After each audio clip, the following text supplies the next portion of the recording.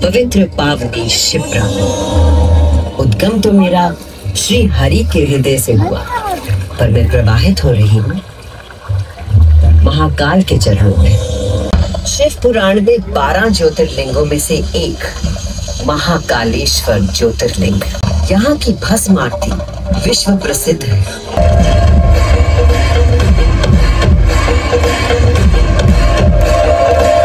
आज मैं शिप्रा देवी आपको उन्हीं महाकाल की शिव पुराण में उल्लिखित एक गाथा सुनाती हूँ।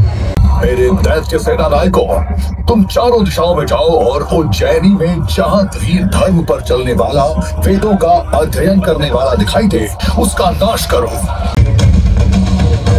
मैं ही ब्रह्मा, विष्णु और रुद्र नाम से 3 रूपों में बटा हूँ। तब उस स्तंभ से महादेव स्वयं प्रकट हुए।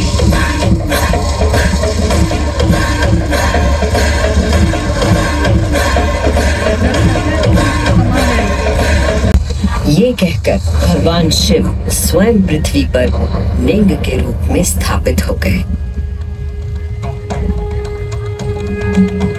उस पल से इस लोक में लिंग पूजा का विधान प्रारंभ हुआ।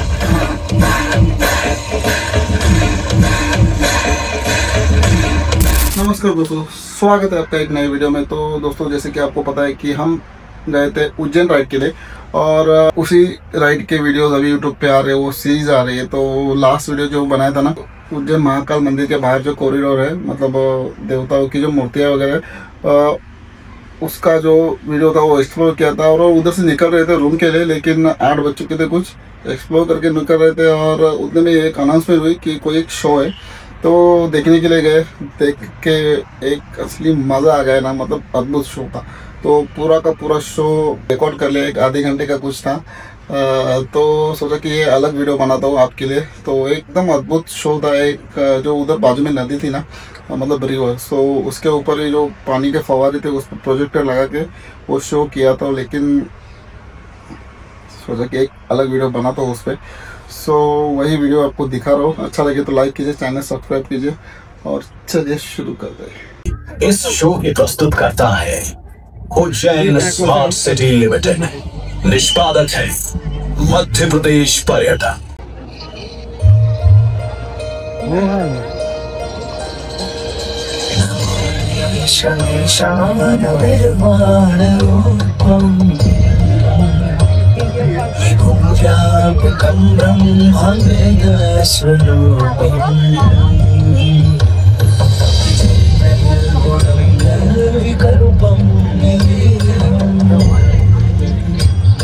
चिदाकाश माकाश वासं भजे हम।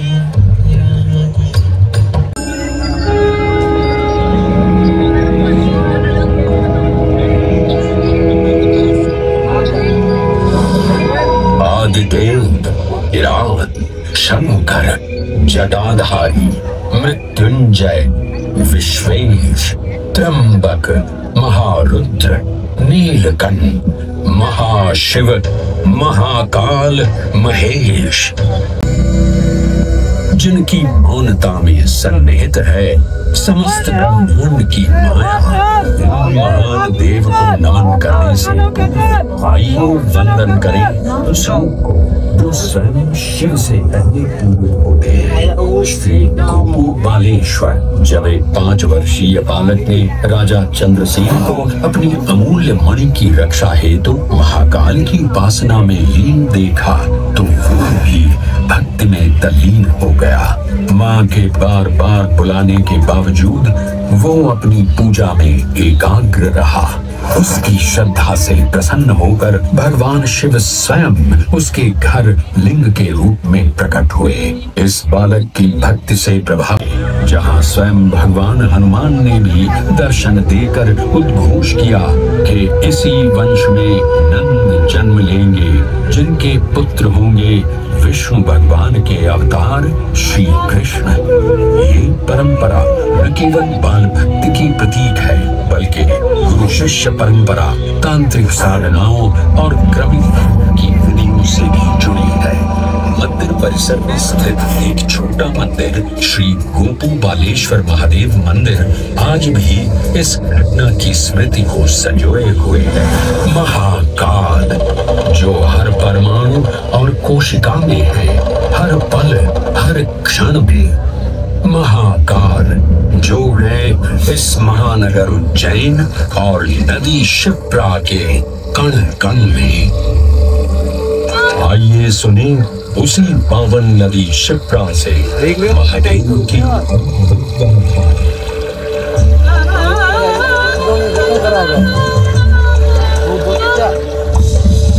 भगवान विष्णु के अवतार वराह के हृदय से उत्पन्न मैं पवित्र पावनी शिप्रा।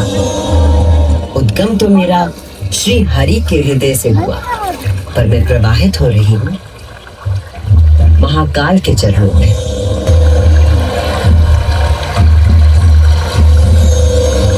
पुराणों में मुझे कई नाम प्रदान किए गए, जबरधन, पाप, अमृत संभवा और शिप्रा।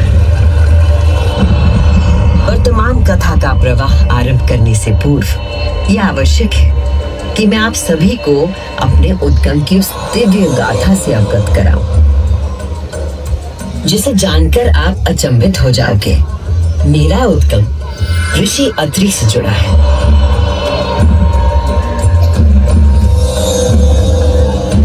जो सप्त ऋषियों में से एक है। जब ऋषि अत्रि ने उज्जैन में 3000 वर्षों की कठोर तपस्या पूरी की और अपनी आंखें खोली, तो उन्होंने देखा कि उनके शरीर से वो महान प्रकाश धाराएं निकल रही। पहली धारा आकाश की ओर गई और कहा जाता है कि वो चंद्रमा में परिवर्तित हो गई। आओ फिर।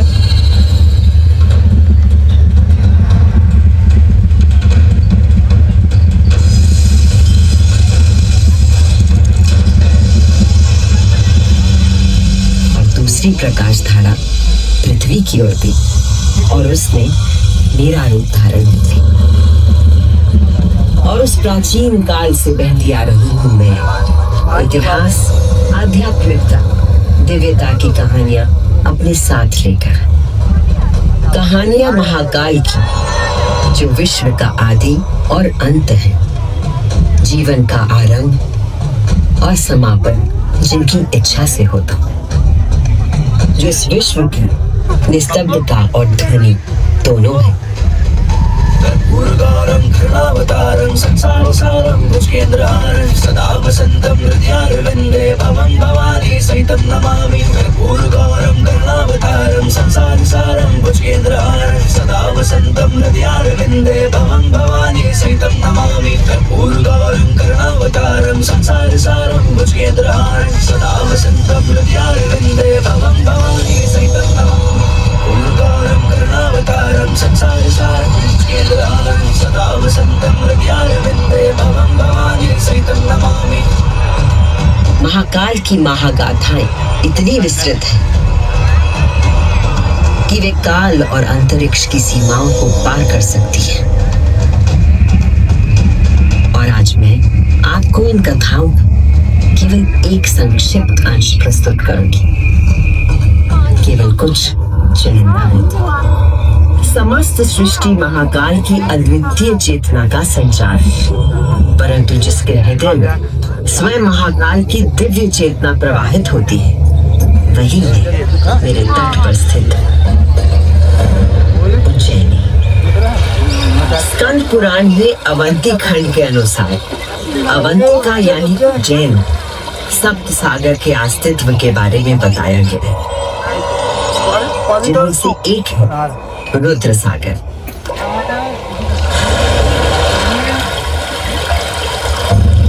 वही रुद्र सागर जहां आज आप सब विराजमान हैं, जहां पर अनादिकाल से ब्रह्म कमल खिला करते थे,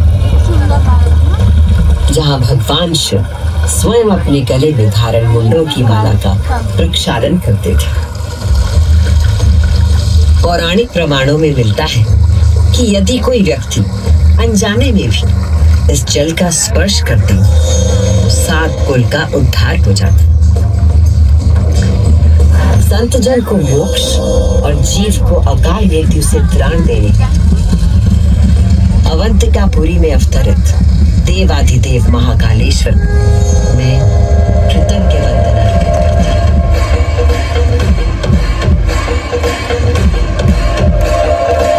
आज मैं शिप्रा देवी आपको उन्हीं महाकाल की शिव पुराण में उल्लिखित एक गाथा सुनाती हूँ। भगवान ब्रह्मा और भगवान विष्णु के बीच श्रेष्ठता को लेकर प्रचंड विवाद हुआ।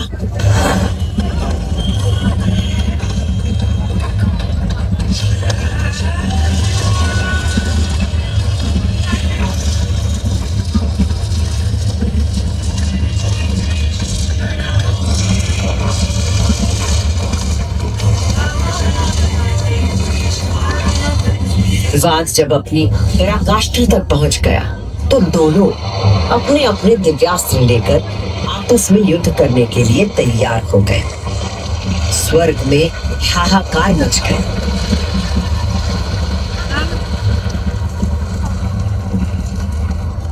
दिव्यास्त्र चलने से संपूर्ण जगत पर प्रलय का आना निश्चित था।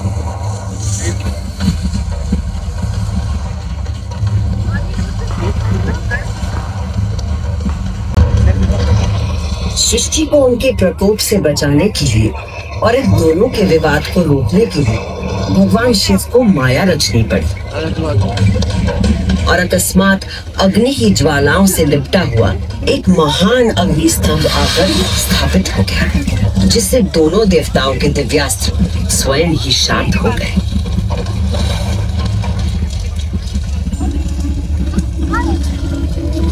एक ऐसा अग्नि स्तंभ जिसका ना कोई आदि था न अंत था।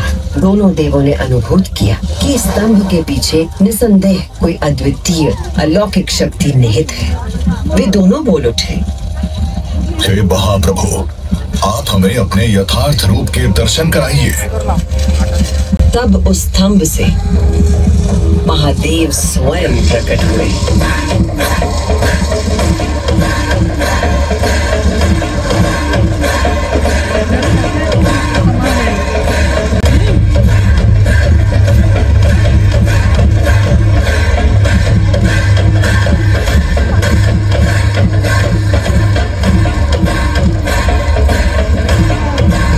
दिव्य और विराट रूप के 5 मुख थे और प्रत्येक मुख में 3 नेत्र प्रकाशित हो रहे थे। उनके भाल पर चंद्रमा का मुकुट था और मस्तक पर जटा। उनका कंठ नीला था और उनकी 10 भुजाएं थी। उनके अंग समस्त आभूषणों से सजे थे। उनके मस्तक पर भस्म का त्रिपुंड था।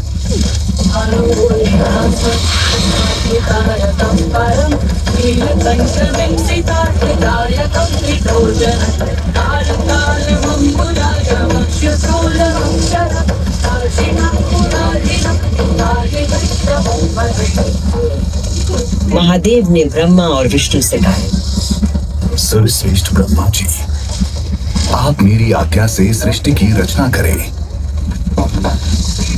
और सर्वश्रेष्ठ विष्णु जी, आप चर अजर जगत का पालन करें।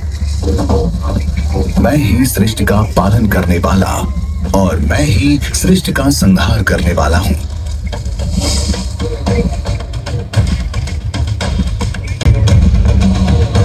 मैं ही ब्रह्मा, विष्णु और रुद्र नाम से 3 रूपों में प्रकट हूँ।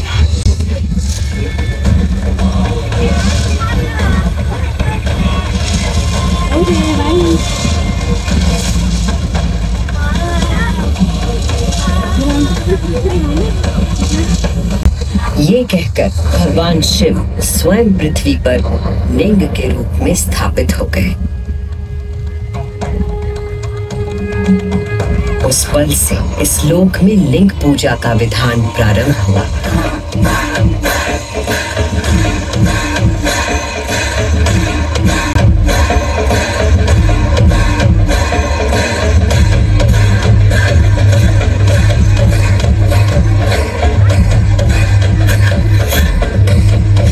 अभी आप आपने सुनी वो गाथा कि किस प्रकार भगवान शिव ने लिंग का रूप धारण किया। अब मैं सुनाती हूँ उज्जैन में महाकालेश्वर के प्रकट होने की कथा। उज्जैन नगरी में नित्य वेदों का अध्ययन करने वाले एक ब्राह्मण देवता रहते थे। उनका नाम वेदप्रिय था। वेदप्रिय प्रतिदिन पार्थिव शिवलिंग बनाकर उसकी पूजा करते थे। वेदप्रिय के शिव पूजा पारायण और भगवान शिव में आस्था रखने वाले 4 तेजस्वी पुत्र थे। उनके नाम थे देवप्रिय, प्रियमेधा, सुकृत और सुव्रत। चारों सद्गुणों में अपने धार्मिक पिता से कम न थे। दिनों दिन उनके सद्गुणों में अभिवृद्धि होती रही, जिसके कारण अवंती नगरी उनके ज्ञान के तेज से प्रकाशित होने लगी। उसी समय दूषण नाम का एक असुर प्रजापति ब्रह्मा की उपासना में लगा हुआ।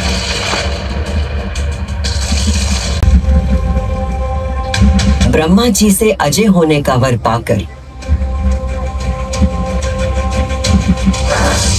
दूषण वेद, धर्म और धर्मात्माओं पर आक्रमण करने लगा।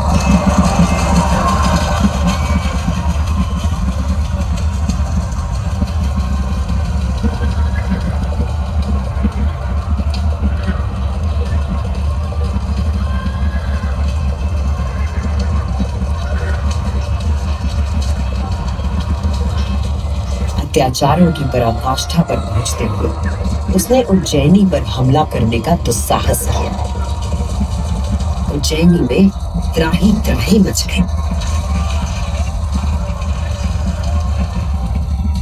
मेरे दैत्य सेना नायकों, तुम चारों दिशाओं में जाओ और उज्जैनी में जहां धीर धर्म पर चलने वाला, वेदों का अध्ययन करने वाला दिखाई दे, उसका नाश करो।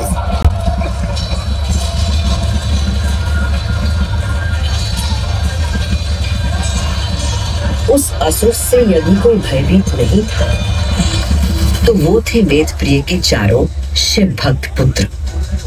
नगर को भयाक्रांत देख उन चारों ने उज्जैनी के नागरिकों को आश्वासन दिया। उज्जैनी के नागरिकों, आप सभी अपने भक्तों पर सदा कृपा करने वाले भगवान शंकर पर विश्वास रखें और उनका ध्यान करें। भगवान सबकी रक्षा करेंगे।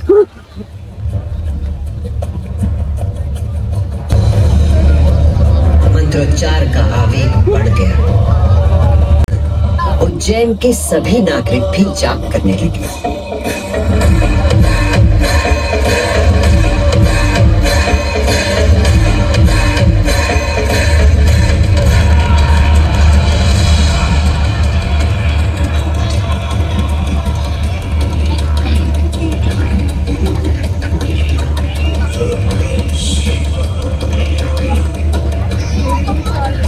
में असुर दूषण अपनी सेना के साथ वहां पहुंच गया और उसने वेदप्रिय के पुत्रों को देख अपने सैनिकों को आज्ञा दी। वध कर दो शिव की आराधना करने वाले इन शिव भक्तों का।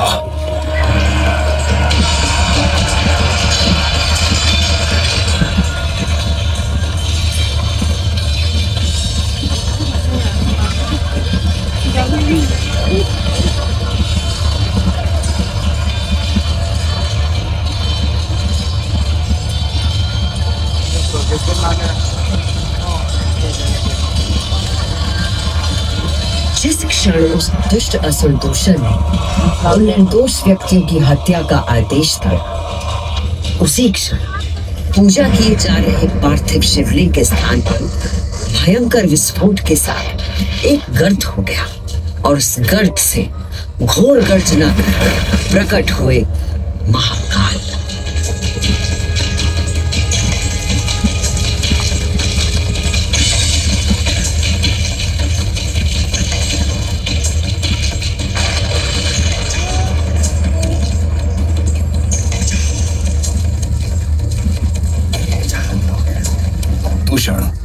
मैं सब पुरुषों के लिए आश्रयदाता हूँ और तुझ जैसे दुष्टों के लिए महाकाल हूँ। ये शिव का वो रूप था जो काल के परे था, जो संहार करता भी था और सृजन करता भी। महाकाल के प्रकोप से दूषण का नाश हुआ और उज्जैन में एक बार फिर से शांति स्थापित हो गई।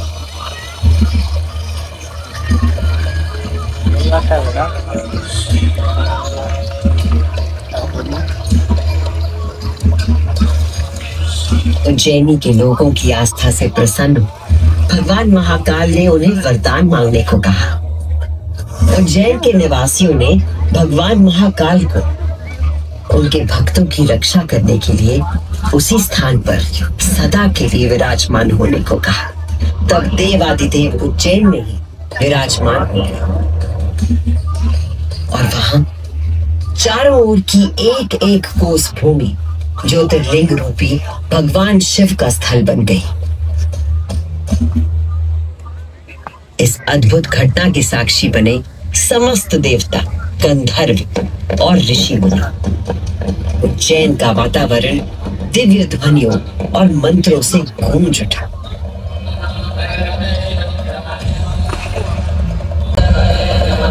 उस दिन से भगवान शिव ने महाकालेश्वर के रूप में भूतल पर अपनी प्रतिष्ठा प्राप्त की और ये स्थान श्रद्धालुओं के लिए तीर्थ स्थल बन गया। शिव पुराण में 12 ज्योतिर्लिंगों में से एक महाकालेश्वर ज्योतिर्लिंग। यहाँ की भस्म आरती विश्व प्रसिद्ध है।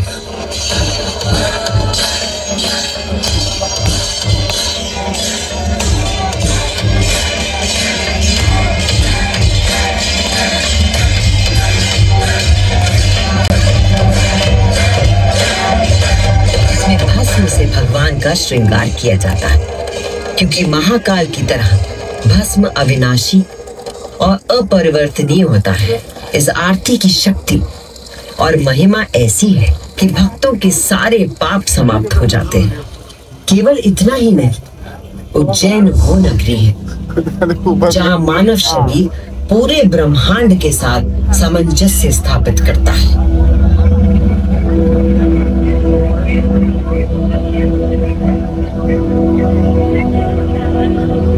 यत् पिंडे तत् ब्रह्मांडे, अर्थात जो कुछ मानव शरीर में है वही ब्रह्मांड में भी विद्यमान है।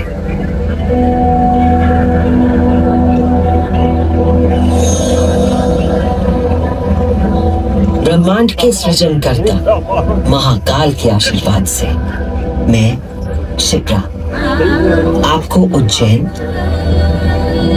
तथा महाकाल की शक्ति, भक्ति और मुक्ति की गाथाएं सुनाती रहूंगी। काल का प्रवाह अनंत है, इसलिए जब तक महाकाल है मैं यूं ही उज्जैन की स्मृतियों को अपने आंख में समेटे बहती रहूंगी। जय महाकाल। जय महाकाल। जय महाकाल।